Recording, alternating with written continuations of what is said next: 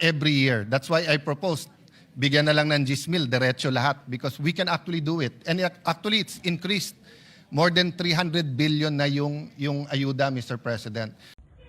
Isa ka ba sa laging nagko-comment na ang dami kong tawa, 10,000?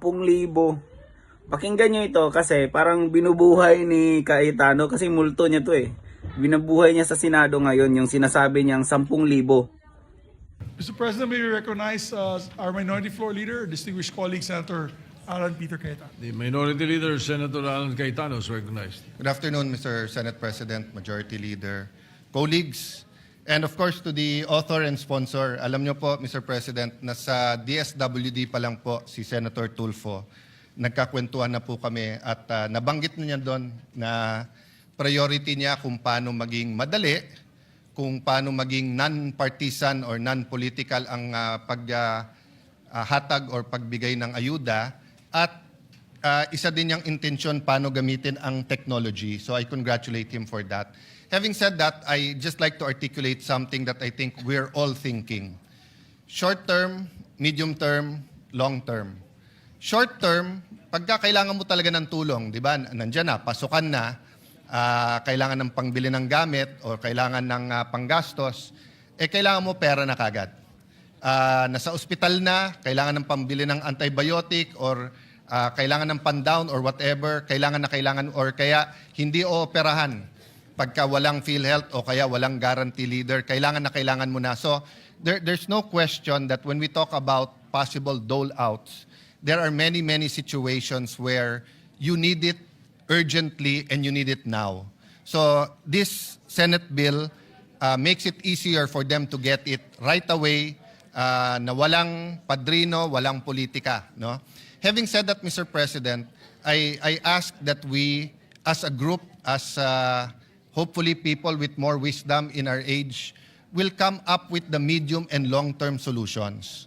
I'm happy that yung 4-piece program natin ay from a simple conditional cash transfer, nagkaroon po ng mga condition sa kalusugan ng mga anak, nagkaroon ng proposal, magkaroon ng bigas. Ngayon, libre na rin yung kuryente. Of course, I also honor Senator Marcoleta kasi siya nag-bring up niyan nung eleksyon. Kaya binitbit na rin nung administrasyon yung panukala. But my point is, Mr. President, if you look at Singapore, Korea, Thailand, Malaysia, all these countries have programs for micro and small entrepreneurs. Sa atin, 5-6 pa rin, Mr. President. So we have almost 200 billion in ayuda every year. That's why I proposed, bigyan na lang ng 10,000, diretso lahat, because we can actually do it. And actually, it's increased. More than 300 billion na yung ayuda, Mr. President. So while we support this bill and while this is a good endeavor, may I encourage all of us, no, especially sa executive department, come out with those programs sa kalusugan. Katulad ng PhilHealth, Mr. President, no? May I make this manifestation, Mr. President? Dito sa kamarang ito, tinanong natin sa PhilHealth, pagka puno na yung charity ward, hindi ba pwede na gamitin yung pay ward pero babayaran ng PhilHealth? Sabi nila pwede. Pwede naman talaga kasi nasa batas eh. Kung hindi pa binanggit, hindi pa mangyayari. Pinangako ng PhilHealth na ngayon taon na to, wala nang delay sa gamot. For the information of my colleagues, especially Senator Bongo and Senator Risa, the chairperson and the active sa Health Committee, walang TB medicines ngayon. Kausapin natin po yung mga LGUs, hindi daw nakapag-deliver kasi maraming dahilan. I'll let DOH answer themselves. I hope it's not true. Why? Ang TB, pag natigil yung gamot, umpisa ka na naman sa umpisa. At pag nag-umpisa ka sa umpisa, meron pong danger na maging resistant na yung pasyente. Mabuti po yung mayayaman na cities nakakabili ng sarili. Yung mga mas mahihirap na municipalities hindi makabili.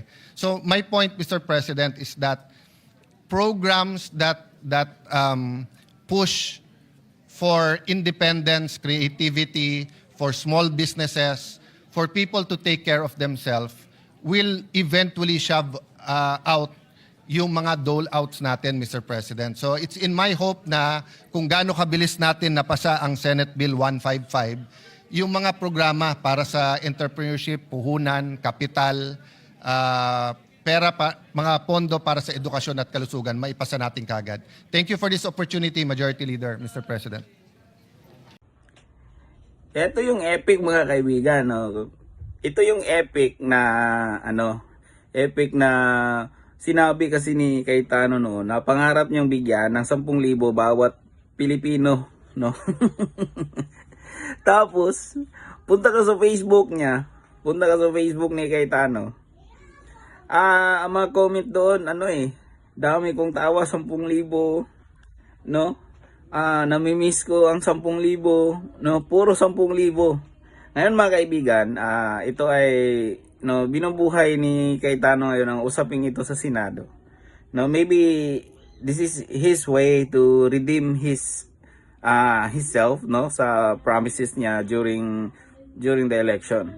So pakinggan niyo po mabuti, balikan niyo po yung video, no, pero in the serious note, no, kasi medyo imposible kasi ito, no, yung 10,000.